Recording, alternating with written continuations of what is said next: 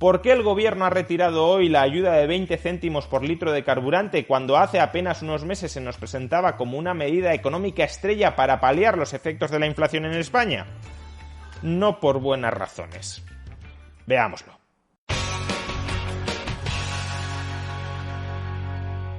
En su nuevo paquete de medidas anticrisis, el gobierno de PSOE-Podemos ha decidido poner fin a una de sus medidas económicas estrella, la ayuda de 20 céntimos por litro de carburante, con la que se pretendía abaratar, volver más accesible tanto la gasolina como el gasóleo al grueso de la población.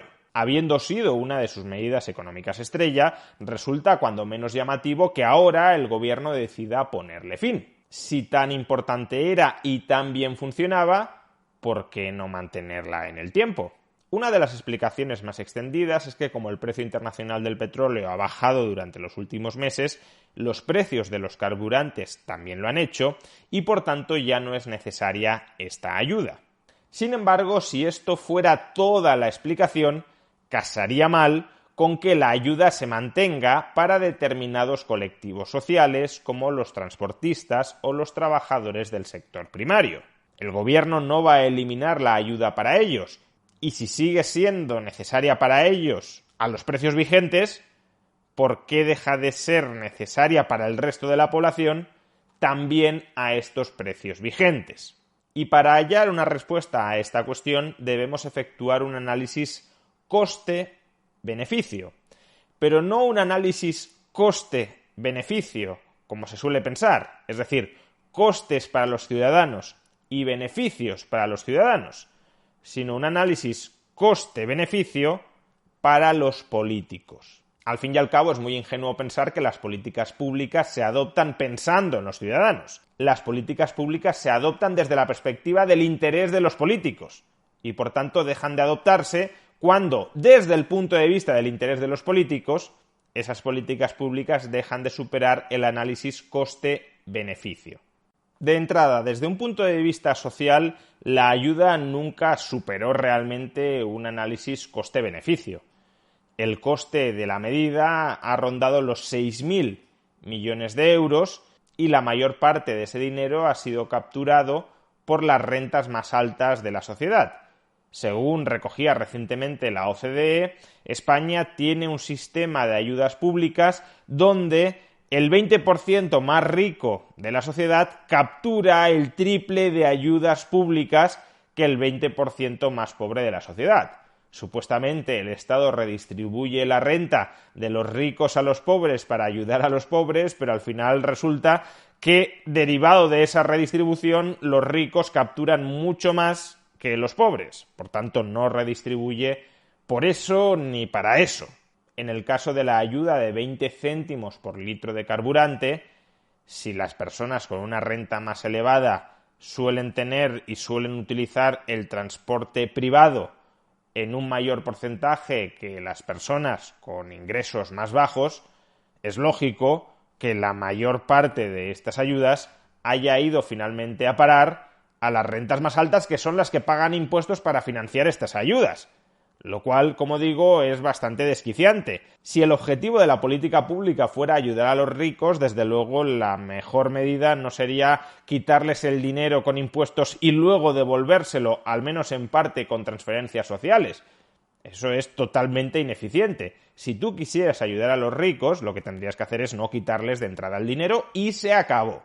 El gobierno nos vende que no quiere ayudar a los ricos sino a los pobres, pero al final les quita el dinero a los ricos y se lo termina devolviendo a los ricos mediante ayudas públicas, lo cual, insisto, es bastante ridículo e ineficiente.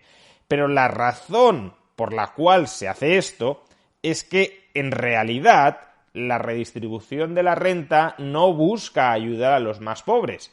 Ese es, en todo caso, un resultado colateral de las políticas públicas. Como decía, las políticas públicas a quien pretenden ayudar en primer lugar, en primer término, es a los políticos que las aprueban. Y ayudarles no desde un punto de vista crematístico. No estoy diciendo que los políticos que aprueban las ayudas públicas se queden con ese dinero, ni mucho menos. Se trata de ayudarles en sus probabilidades de reelección.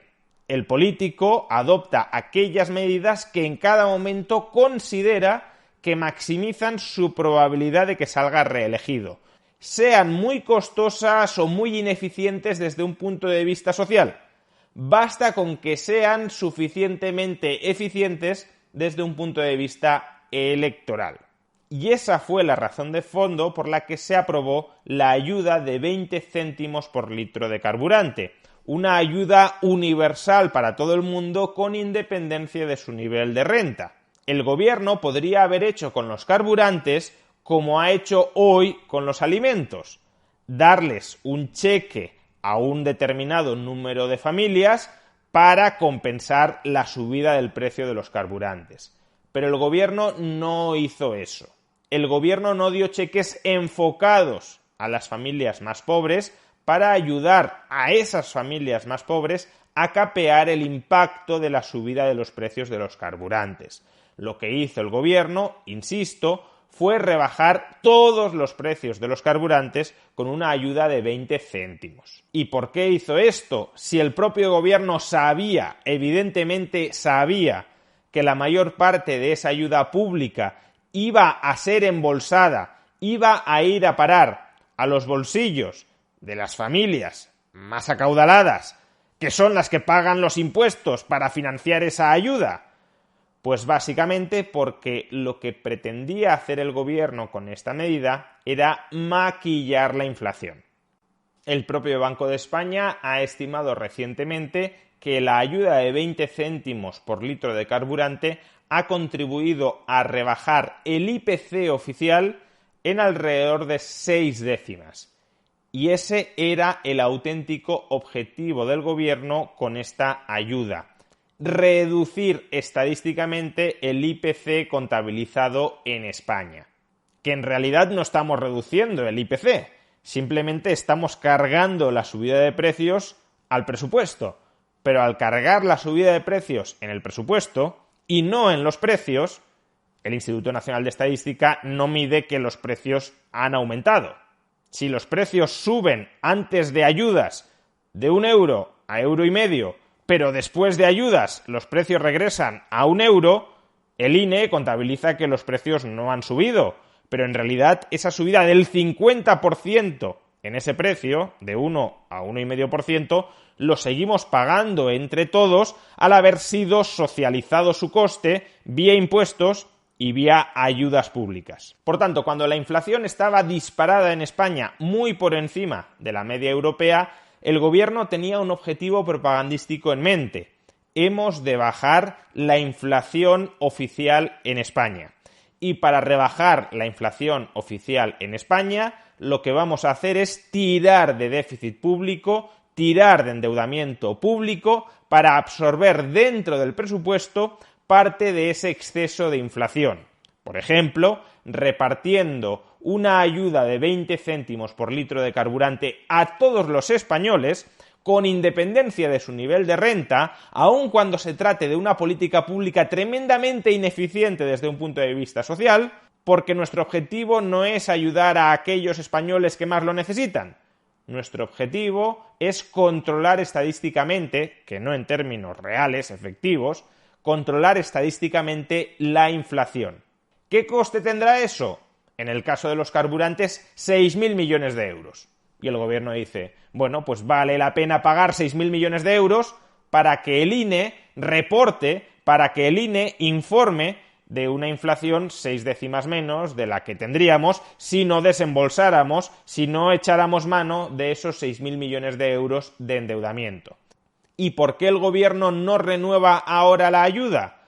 Pues porque como la inflación ya se halla por debajo de la media europea y como además los precios de los carburantes antes de ayudas ya son más o menos los mismos que los que había en marzo de 2022 después de ayudas, ahora mismo el precio de la gasolina de 95 octanos ronda aproximadamente los 1,6 euros por litro, cuando en marzo de 2022 estaba en alrededor, algo por encima de los 1,8 euros por litro, por tanto 1,8 euros por litro menos 20 céntimos de ayudas, 1,6 euros por litro, que es más o menos el precio que tiene hoy, pues como ya se ha dado esta circunstancia y por tanto estadísticamente ya no es tan necesario rebajar el precio después de ayudas de los carburantes, aunque obviamente si los rebajas, pues el impacto sobre el IPC todavía sería mayor, pero ya hemos logrado el objetivo de bajar estadísticamente el IPC por debajo de la media europea, pues entonces, en lugar de gastar 6.000 millones de euros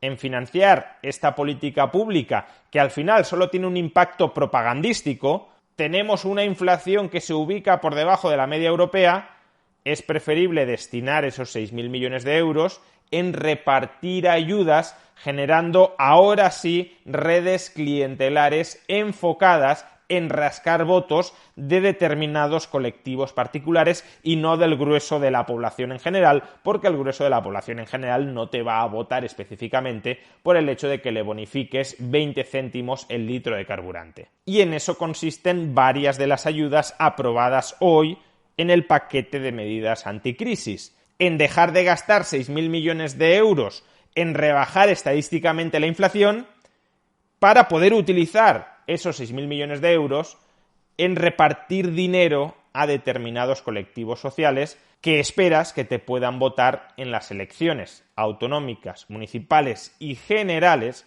que se celebrarán a lo largo del año 2023.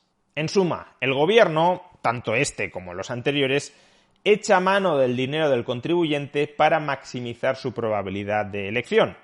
En este caso, se echó mano del dinero del contribuyente para conseguir maquillar los datos de inflación y ahora se echa mano del dinero del contribuyente para reforzar las redes clientelares y terminar comprando votos.